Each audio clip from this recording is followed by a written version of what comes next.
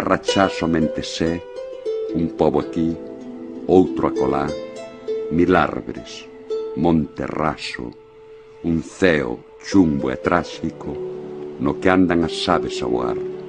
O resto é soedad.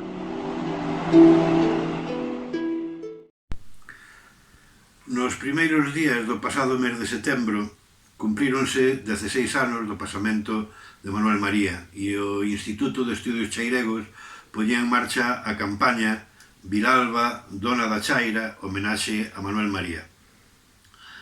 A través das súas achegas, escritores e escritoras, artistas plásticos e xentes do común incidiron na importancia da obra de Manuel María, suliñando que a súa actividade creativa trascendía ao campo poético e abranguía outros xéneros como o teatro, a narrativa, o ensaio ou mesmo o xornalístico. Pero tamén coñecemos anécdotas e situacións vividas por algunhas desas persoas a carón do escritor e desa letra.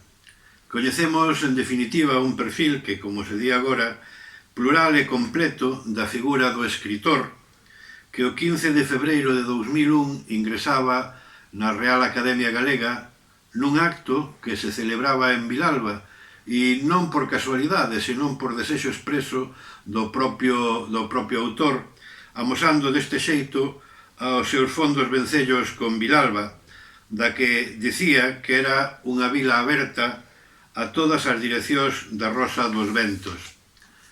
Xa había ben anos que Xosé Luis García Mato falara da querencia de Manuel María por Vilalba, ao dicir: Manuel María tenlle lei a Vilalba. Terlle lei a alguén na nosa fala significa quererlle moito e ben.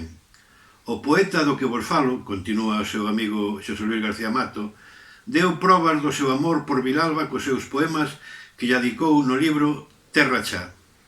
Este poemario, Terra Chá, Méndez Ferrín dixo del que seguirá levedando e medrando porque ser é un couso dotado de vida orgánica e latexos autónomos.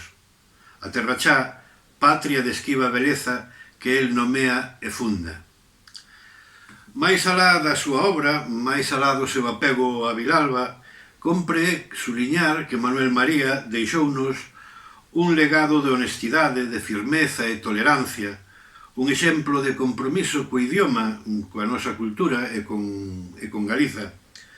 Nos versos de Margarita Ledo, o Manuel foi o amigo de nós que nos brindou a creenza na terra liberada. Outro chairego de ben, Xurxo Torres, fala de que a súa fidelidade a Galiza debe servir de espello no que avaliarse día a día cada un de nós. E como ben di Camilo Gómez Torres, o seu trascendental legado fíxonos, fainos e seguirá a facernos máis ricos, máis galegos, máis universais, máis cidadáns do mundo. Eu son dos que pensa que Vilalba ten unha débeda co Manuel María. Coido que Manuel María reúne méritos máis que suficientes para que a Casa da Cultura de Vilalba leve xa para sempre o seu nome. E remato xa coas mesmas palabras que empregaba o propio Manuel María cando reclamaba para o seu amigo Xosé Luis García Mato o nomeamento de cronista oficial de Vilalba. Dixo daquelas: que o pobo de Vilalba nos escoite, que nos oia o Concello. Pois eso, Casa da Cultura Manuel María, é de xustiza.